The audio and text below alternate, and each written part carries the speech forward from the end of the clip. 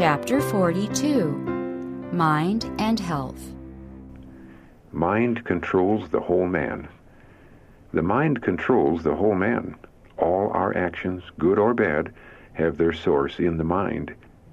It is the mind that worships God and allies us to heavenly beings. All the physical organs are the servants of the mind, and the nerves are the messengers that transmit its orders to every part of the body, guiding the motions of the living machinery. The harmonious action of all the parts, brain, bone, and muscle, is necessary to the full and healthful development of the entire human organism. Electric power vitalizes whole system. The electric power of the brain, promoted by mental activity, vitalizes the whole system and is thus an invaluable aid in resisting disease. Few realize the power of mind over body, but few realize the power that the mind has over the body. A great deal of the sickness which afflicts humanity has its origin in the mind and can only be cured by restoring the mind to health. There are very many more than we imagine who are sick mentally. Heart sickness makes many dyspeptics, for mental trouble has a paralyzing influence upon the digestive organs. Victims of diseased imagination. The mind needs to be controlled, for it has a most powerful influence upon the health. The imagination often misleads, and when indulged, brings severe forms of disease upon the afflicted. The season most to be dreaded by one going among these invalids is winter. It is winter indeed, not only outdoors but in, to those who are compelled to live in the same house and sleep in the same room. These victims of a diseased imagination shut themselves indoors and close the windows, for the air affects their lungs and their heads. Imagination is active. They expect to take cold, and they will have it. No amount of reasoning can make them believe that they do not understand the philosophy of the whole matter. Have they not proved it, they will argue? It is true that they have proved one side of the question by persisting in their own course, and yet they do take cold if in the least exposed.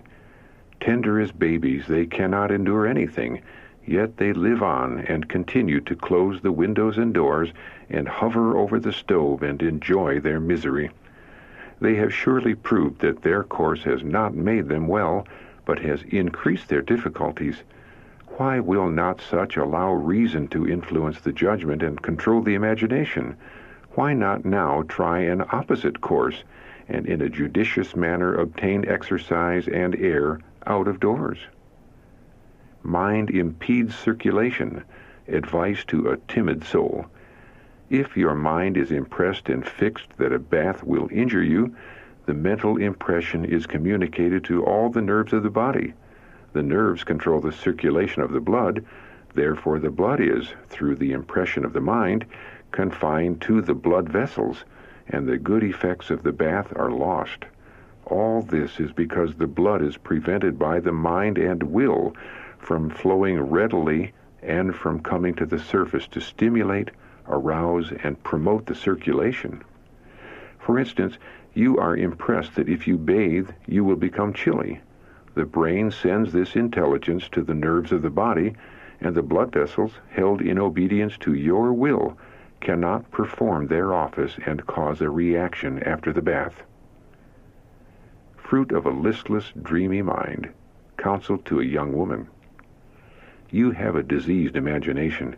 You have thought yourself diseased, and this has been more imaginary than real. You have been untrue to yourself. You appeared like a person without a backbone.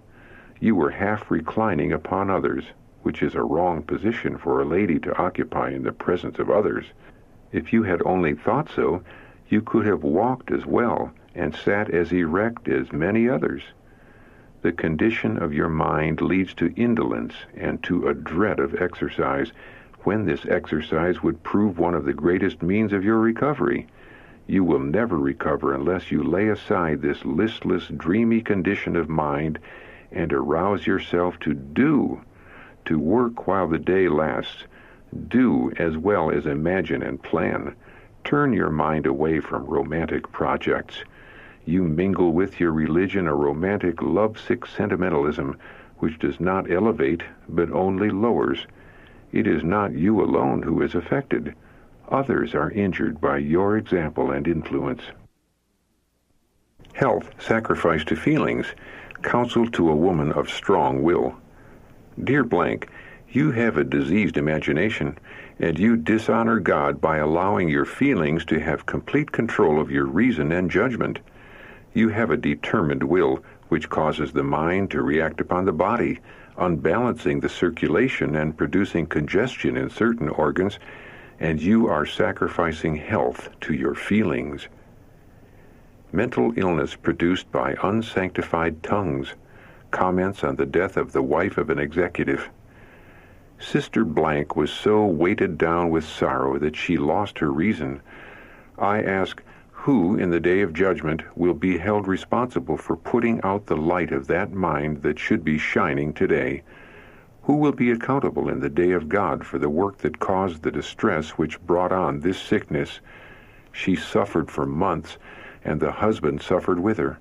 And now the poor woman has gone, leaving 2 motherless children. All this because of the work done by unsanctified tongues. Overtaxed mind impairs health. Brethren have invested means in patent rights and other enterprises, and have induced others to interest themselves who could not bear the perplexity and care of such business. Their anxious, overtaxed minds seriously affect their already diseased bodies, and they then yield to despondency, which increases to despair. They lose all confidence in themselves and think that God has forsaken them, and they dare not believe that He will be merciful to them. Mental activity produces health. God wants His delegated servants to be good preachers, and in order to do this, they must be diligent students. Studious habits, a firm hold from above, will qualify them for their position as ministers of the gospel of Christ. Mental activity will produce health, and this is better than a sluggish, disorderly, untrained mind. Many become worthless as ministers after advancing in age. Had they worked the brain, they would have been fruitful in old age.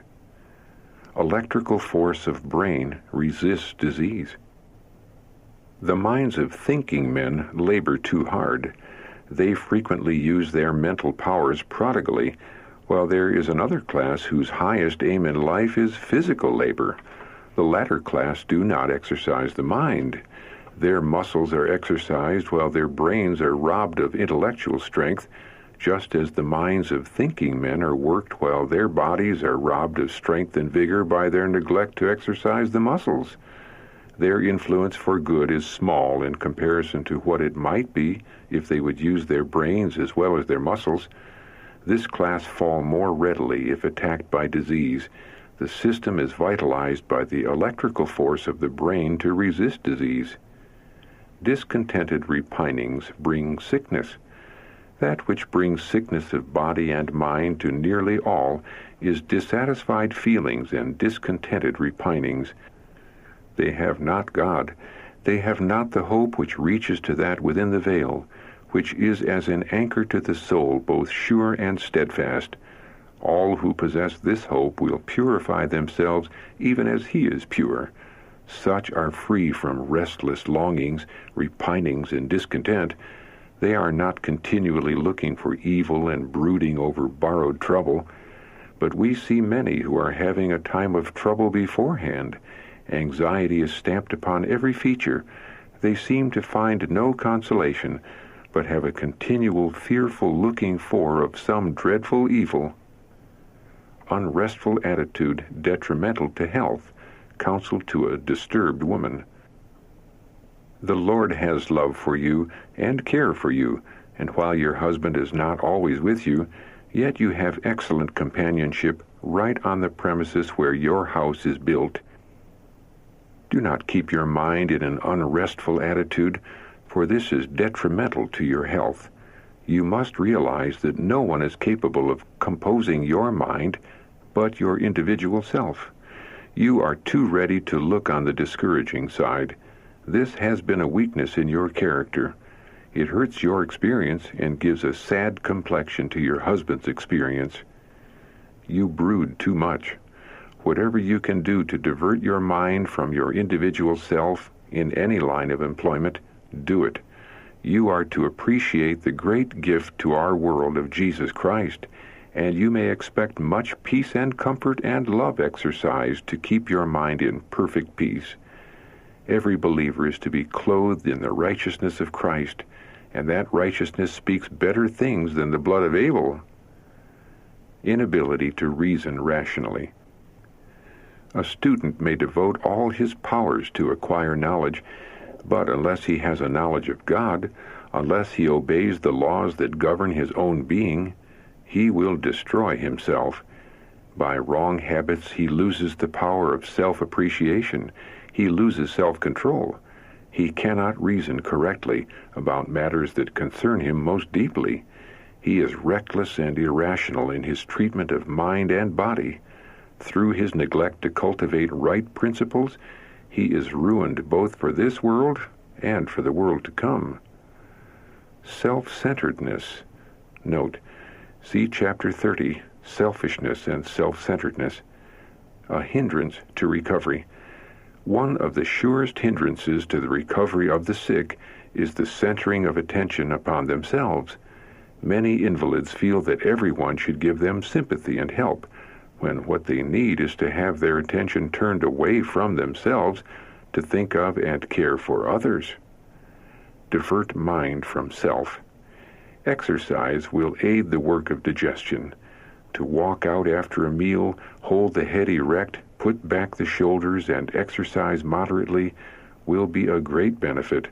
The mind will be diverted from self to the beauties of nature. The less the attention is called to the stomach after a meal, the better. If you are in constant fear that your food will hurt you, it most assuredly will. Forget self, and think of something cheerful. Doing good releases positive forces. The pleasure of doing good animates the mind and vibrates through the whole body. While the faces of benevolent men are lighted up with cheerfulness and their countenances express the moral elevation of the mind, those of selfish, stingy men are dejected, cast down, and gloomy. Their moral defects are seen in their countenances. Security improves health. When men who have indulged in wrong habits and sinful practices yield to the power of divine truth, the application of that truth to the heart revives the moral powers, which had seemed to be paralyzed. The receiver possesses stronger, clearer understanding than before he riveted his soul to the eternal rock. Even his physical health improves by the realization of his security in Christ. The special blessing of God resting upon the receiver is of itself health and strength. The tranquilizing effects of suitable working conditions counsel to an overwrought executive. It is not for me to lay out for you a definite line of work, but you should work, if possible, in some place where your mind will be kept in even balance, where you can be peaceful and quiet, where you will not be consulted on many questions. It is not best for you to have supervision over many things. Your mind should not be overtaxed. This would be a great injury to you. When too many perplexities are placed upon you, the blood rushes to your head, and you give way to an intensity of feeling that endangers your health. Place yourself, if possible, where you will have little cause to worry over the work of others. If you should take upon you perplexities in which large interests are involved, the confusion that would come as the result of planning for the management of many things would not be for your own good or for the best interests of the cause of God. Those who would place upon you a variety of duties requiring the most careful management are making a mistake. Your mind needs to be tranquil. You are to do a work that will not produce friction in your mind. You are to keep your conscience in the fear of God, according to the Bible standard, and you are to make steady improvement, that you may not be in any way unfitted for the work God has given you to do. A quiet mind is pathway to health. The consciousness of right doing is the best medicine for diseased bodies and minds. The special blessing of God resting upon the receiver is health and strength. A person whose mind is quiet and satisfied in God is in the pathway to health. To have a consciousness that the eyes of the Lord are upon us and His ears open to our prayers is a satisfaction indeed. To know that we have a never-failing friend in whom we can confide all the secrets of the soul is a privilege which words can never express. Love, hope, and joy essential for health. In order to have perfect health, our hearts must be filled with hope and love and joy. Christ the answer. Many are suffering from maladies of the soul far more than from diseases of the body, and they will find no relief until they shall come to Christ, the wellspring of life. Complaints of weariness, loneliness, and dissatisfaction will then cease. Satisfying joys will give vigor to the mind, and health and vital energy to the body.